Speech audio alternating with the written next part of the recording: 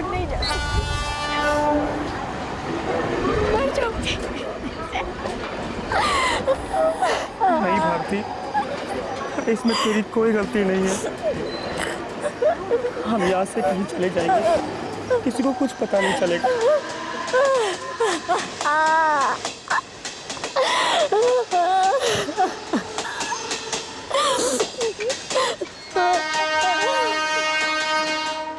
ये तो वही लोग हैं, उन्होंने एक और लड़की को अपना शिकार बनाया।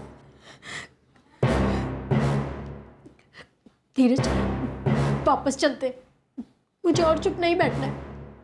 चलो धीरज।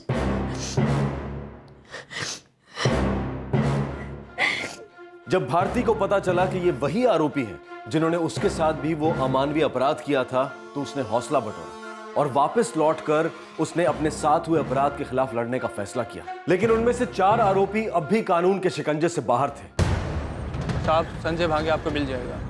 किधर? नाके पे एक वीडियो पार्लर है, 2 दिन से वहीं छुपा बैठा।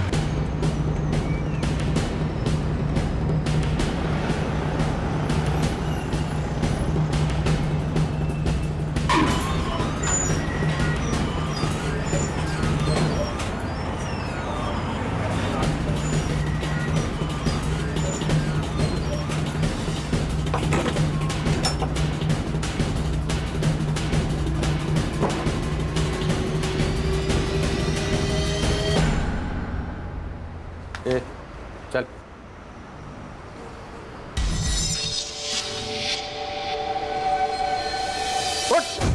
उठ साले। अरे उठ, क्या हुआ था? सोने का बहुत शौक है ना तेरे को?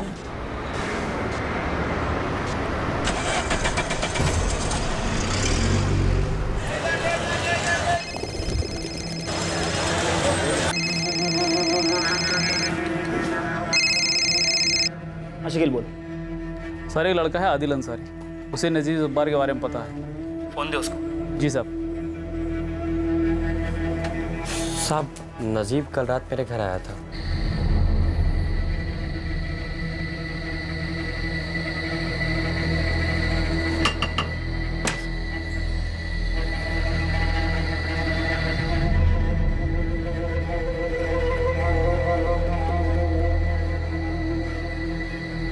भाई नजीब, क्या किया है तूने?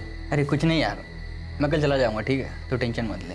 देख, सच सच बता, ये जो लड़की के दिखा रहे हैं अखबार और टीवी में, कहीं तो उसमें तो शामिल नहीं है ना? क्योंकि ये उसी मिल की बात है जहाँ तू अक्सर जाया करता था। अरे तू मस्त रहना यार, तू टेंशन क्यों लेता है?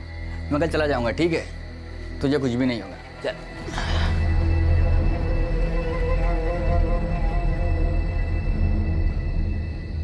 साहब, वो सुबह होते ही निकल गया था। किधर?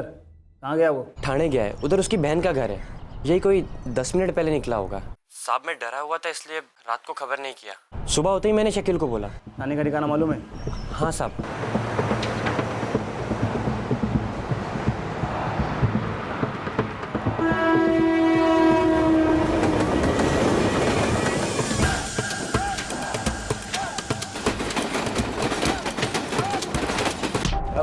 नहीं पता साहब, टांग तोड़ के हाथ में दे दूंगा।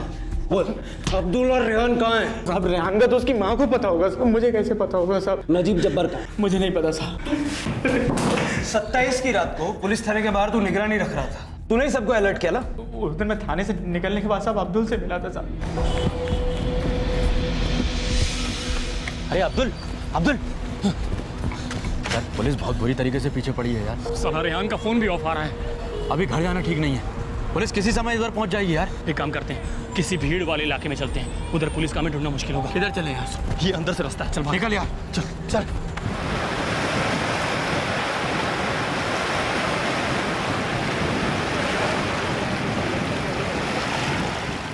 साहब, उसके बाद सुबह तक हम लोग साथ थे साहब, फिर वो किधर गया साहब मुझे नहीं मालूम साहब। उसके बाद वो घर गया और फिर भाग गया। अगर अब्दुल नहीं मिला ना तो तेरा जीना बहुत मुश्किल हो जाएगा। साहब, मुझे सिर्फ उसकी बीवी का पता है साहब। बोल। बस ही में रहती है साहब। एड्रेस बोल।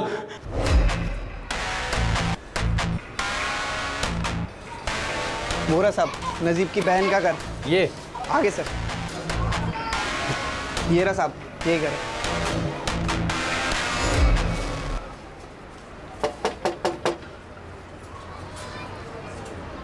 नजीब कहाँ है? वो तो इधर नहीं आया साहब।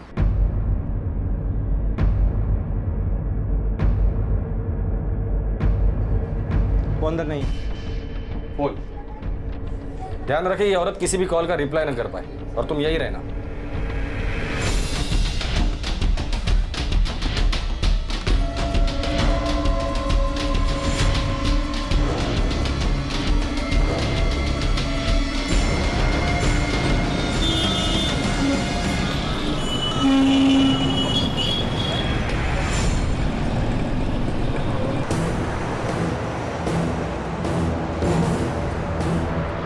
सर हम अब्दुल की बीवी के घर पहुंच रहे हैं। नजीब अपने बहन के घर पे अभी तक पहुंचा नहीं है, लगता है पकड़ में आ जाएगा वो।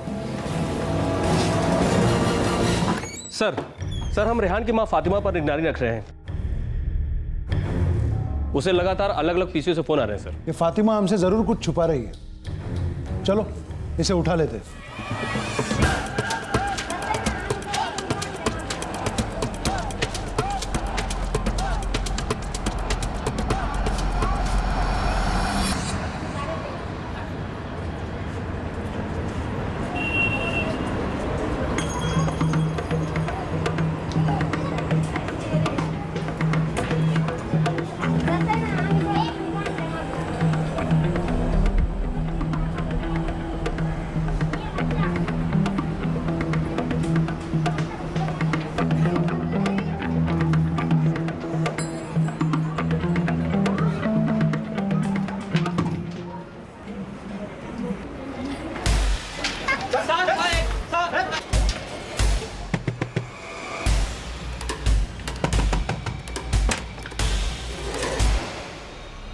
जी शाहीन।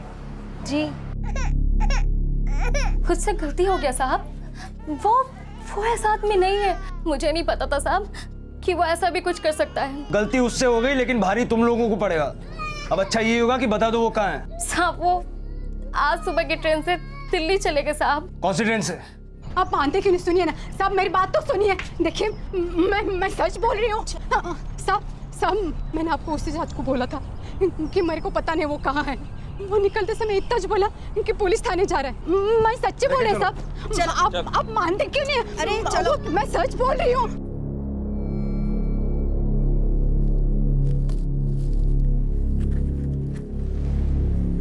ठीक है, कंप्लीट चेकअप के बाद कल हम इन्हें हॉस्पिटल से डिस्चार्ज कर देंगे।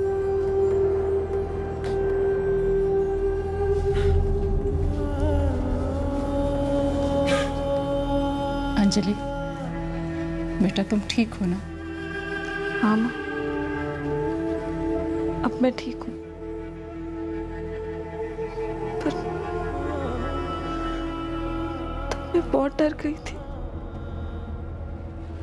अंजलि तुमने बहुत बहादुरी दिखाई बेटा, इसी तरह तुम्हें आगे भी स्ट्रांग रहना है। अंजलि घबराने की अब कोई जरूरत नहीं, हम सब तुम्हारे साथ हैं।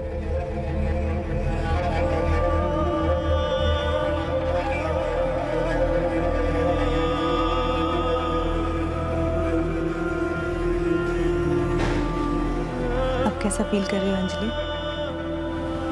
ठीक हूँ। वो सब पकड़े गए? हाँ 3 पकड़े गए, बाकी पकड़े जाएंगे। मैं उस दिन इतना हेल्पलेस फील कर रही थी।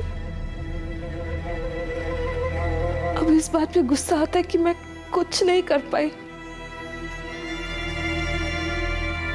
मन तो करता है कि सबको मार डालूं।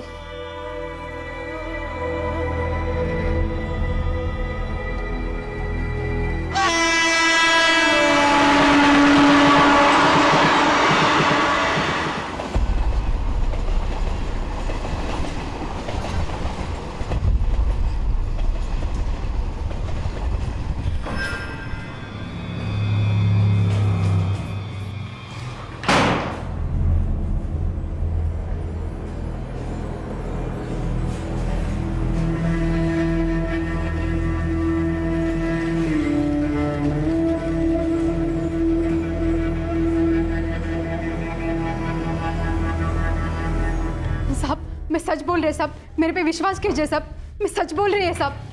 फातिमा जब तक रिहान नहीं मिल जाता तुम अंदर ही रहोगी। लेके जाओ इसे। साहब पापा कितने बार बोलूं साहब, मेरे को कुछ नहीं पता।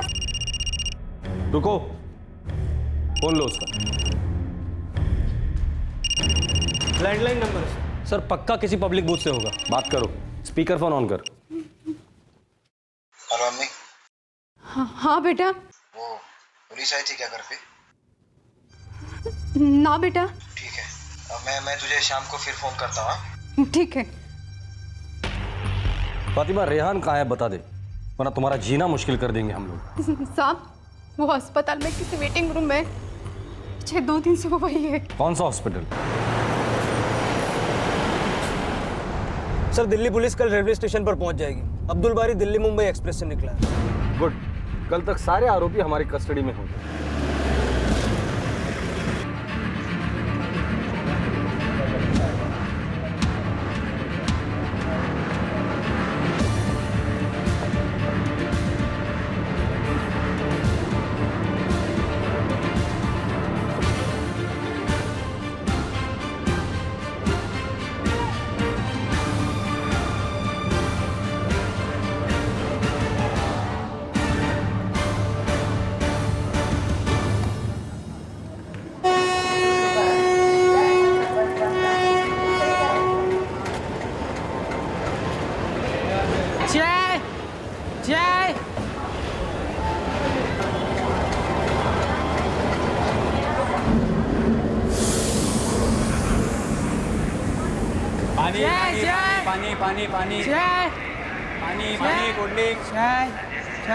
सर वो ट्रेन से उतर गया है, ब्रिज की तरफ जा रहा है। ठीक है, आगे बढ़ो जल्दी।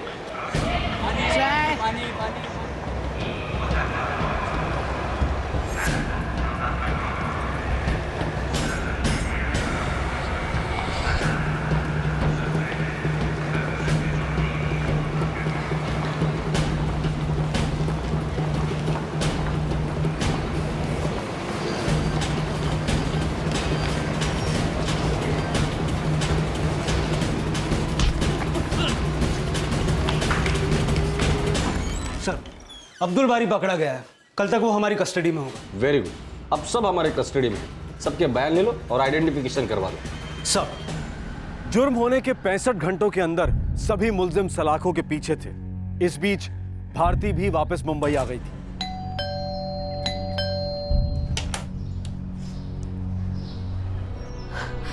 भारती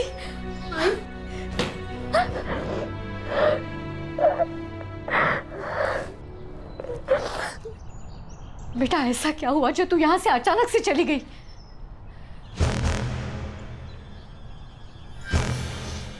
भारती तुम ऐसे कहाँ चली गई थी? सर उस दिन घर जाते वक्त मेरे साथ कुछ हुआ था। क्या हुआ था? मैं धीरज के साथ इनके रास्ते से रेलवे स्टेशन की तरफ जा रही थी और थोड़ी देर के लिए वहीं रुक गए।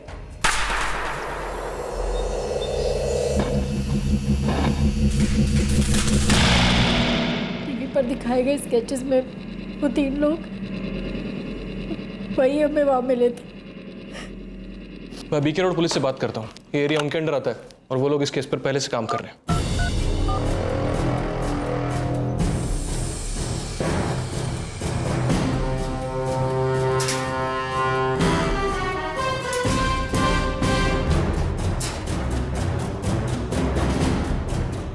तीन अक्टूबर को और एक लड़की के साथ तुम लोगों ने यही हरकत की थी। कौन कौन था वह?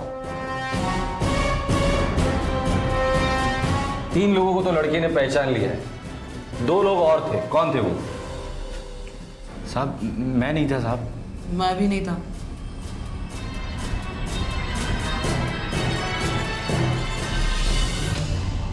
साहब वो ये संजय का भाई था, करण। साहब कुछ किया नहीं है साहब। और कौन था? कौन था? वो परवेज जलील था साहब, परवेज जलील। परवेज जलील, उसको भी तो उठाया था इन लोगों का पता करने के लिए। ये सब अब थाने में जाके पता चलेगा। ओ साहब, साहब आप क्या हुआ है साहब? इतने दिन हम लोग अंदर थे ना, वो संजय भी मिल गया आपको साहब। ये तुम्हारा करण भी रेप में शामिल था। क्या? चला क्यों चला? करण साहब इसे छोड़ दीजिए, इसे कुछ नहीं किया है साहब। साहब आपको कोई गलतफहमी हुई है साहब। साहब आपको कोई गलतफहमी हुई है साहब। साहब ये तो कंस्ट्रक्शन साइट में काम करते हैं साहब। साहब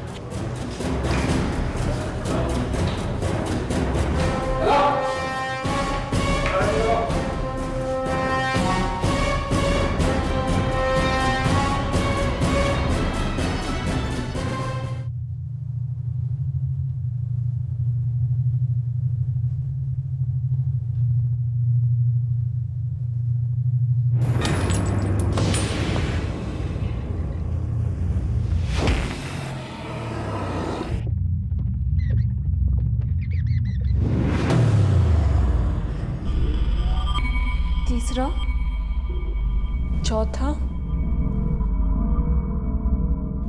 छठा, आठवां और नवा।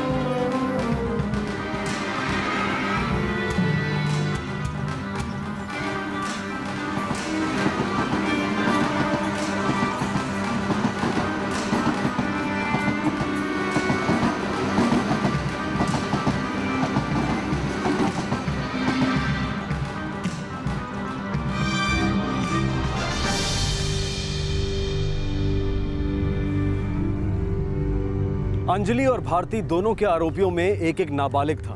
दोनों को जुवेनाइल होम भेज दिया गया है। जांच से पता चला कि इन आरोपियों ने बहुत सी औरतों को अपनी बर्बरता का शिकार बनाया था और बहुत सी औरतों ने शिकायत ही दर्ज नहीं की। सभी आरोपियों पर आईपीसी की धारा 120 बी के तहत आपराधिक षड्यंत्र करने के लिए, धारा 376 डी के तहत गैंगरेप करने के लिए, धारा 377 के तहत अप्राकृतिक तरीके से अपराध करने के लिए, 341 के तहत किसी पर गलत इरादे से अवरोध लगाने के लिए, धारा 506 के सेक्शन 2 के तहत किसी को चोट पहुंचाने और धमकाने के लिए, धारा 201 के तहत सबूत मिटाने के लिए, आईपीसी की धारा 323 के तहत अपनी इच्छा से किसी को बुरी तरह से चोट पहुंचाने के लिए, धारा 342 के तहत गलत इरादे से किसी को बंदी बनाकर रखने के लिए, और धारा 34 के तहत एक ही मंशा से कई लोगों द्वारा कार्य करने के लिए बुक किया गया है। इसके अलावा अब्दुल बारी पर आईटी एक्ट के तहत सेक्शन 67A भी लगाया गया है। प्रशासन ने केस को फास्ट ट्रैक करने का वादा किया, चार्जशीट फाइल कर दी गई थी और 2 महीने के अंदर केस का ट्रायल भी शुरू हो गया।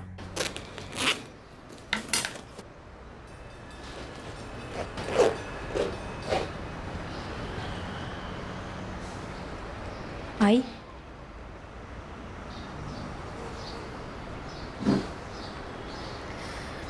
डरना मत बेटा,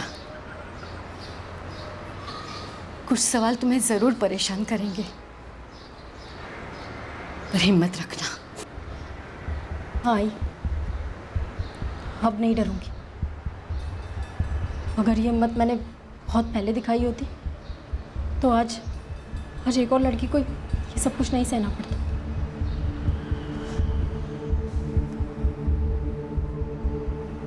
भैया मैं रेडी हूँ। अंजलि, सब ठीक हो जाएगा। हाँ, तो बी स्ट्रॉन्ग। हाँ, हम आप रेडी हो? हाँ बेटा। चलिए। बेटा मैं तो बहुत डर गई थी, पर मैं जानती हूँ कि मेरी बेटी बहुत बहादुर है। माँ, जो मेरे साथ हुआ ना, कई लड़कियों के साथ हुआ होगा। मुझे सिर्फ इस बात की खुशी है कि आपको मुजरिमों को सजा मिल रही है।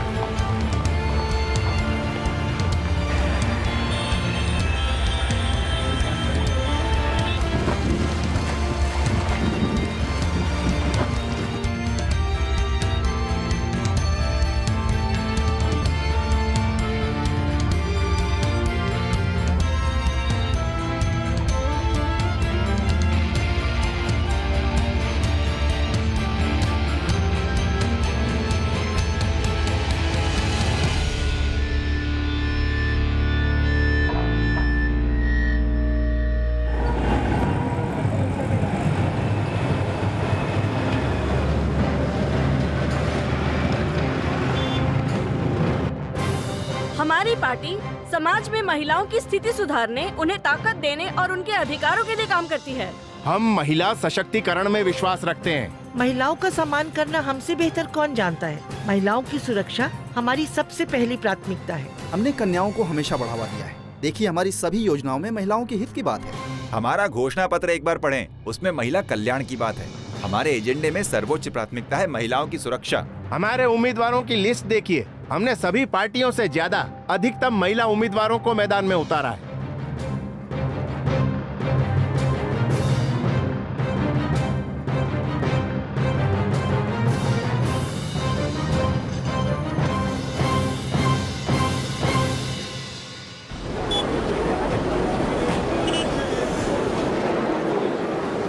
भारती निम्बालकर केस में अदालत चारों अभियुक्त रेहान मलिक, परवेज जलील, अब्दुल बारी और नजीब जब्बार को आजीवन कारावास की सजा सुनाती है।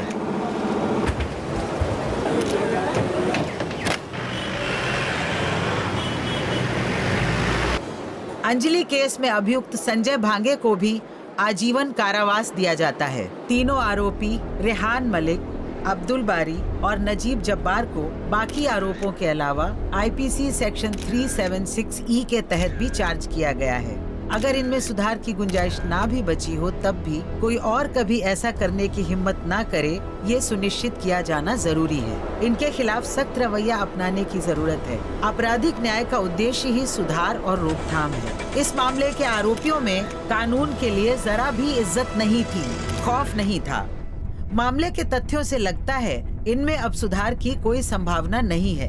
लिहाजा ये अदालत रेहान मलिक, अब्दुल बारी और नजीब जब्बार को सजाए मौत का हुक्म सुनाती है।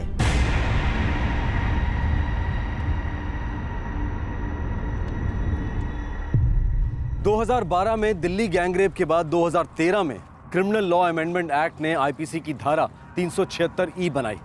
इस सेक्शन के अंतर्गत बलात्कार के आरोपियों को एक बार से ज्यादा बलात्कार का आरोप सिद्ध होने पर सजाए मौत दी जाएगी। सभी दोषी अभी अपनी अपनी सजा काट रहे हैं।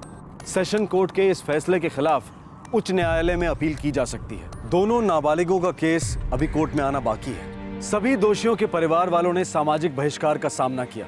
कई परिवारों ने शहर में अपने घर बदल लिए, कईयों ने तो शहर ही बदल लिए और कई अब भी अपनी रोजी रोटी की जद्दोजहद में लगे हैं। हम उनकी इस हालत से सहानुभूति रखते हैं। उन मुजरिमों ने जो भी किया उसमें उनके परिवार वालों की कोई गलती नहीं है। दोनों बहादुर लड़कियां अपनी जिंदगी में आगे बढ़ रही हैं। हम उनकी हिम्मत को सलाम करते हैं और उनकी सलामती और अच्छे भविष्य की कामना करते हैं। इस तरह के जघन्य अपराध के लिए सिर्फ सामाजिक परिस्थितियों को दोष देना सही नहीं है। इस तरह के जुर्म कानून और व्यवस्था में भारी खामी की ओर इशारा करते हैं और हमारे नेता इस न्याय और व्यवस्था प्रणाली को मजबूत बनाने और सुधारने की बजाय एक विकृत नजरिया पेश करते हैं और बाद में रोना रोते हैं कि उनके बयानों को तोड़ मरोड़ कर पेश किया गया था। साफ तौर पर यह गलती उन लोगों की है जिन पर व्यवस्था को मजबूत बनाने की जिम्मेदारी है, जो कानून बनाने वाली कुर्सियों पर बैठे हैं, जो अपराधियों को बचाते हैं और सिस्टम को कमजोर करते हैं ताकि उनके साथी जुर्म करके बच निकले, जो अपराधियों और उनकी हरकतों का साथ देते हैं, उनसे संवेदना जाहिर करते हैं, जो असल में महिला सशक्तिकरण, महिला सुरक्षा से दूर भागते हैं। हालांकि उनके घोषणा पत्रों और भाषणों में इसका जिक्र जोर शोर से किया जाता है। साफ तौर पे गलती हमारी भी है क्योंकि हम ऐसे लोगों को कुर्सियों पर बैठने का अधिकार देते हैं। गलती हमारी है कि हम सबसे बड़े लोकतंत्र होने का दम तो भरते हैं, लेकिन ऐसे लोगों के तले पड़े उन्हें हम पर राज भी करने देते हैं। गलती हमारी है जो इस दयनीय हालत में भी हम सब मंजूर किए हाथ पर हाथ धरे बैठे हैं। आपसे फिर मुलाकात होगी क्राइम पेट्रोल दस्तक में एक और नए केस के साथ। तब तक अपना ख्याल रखें, सुरक्षित रहें और सतर्क रहकर एक अच्छे नागरिक का फर्ज अदा करें। जय हिंद।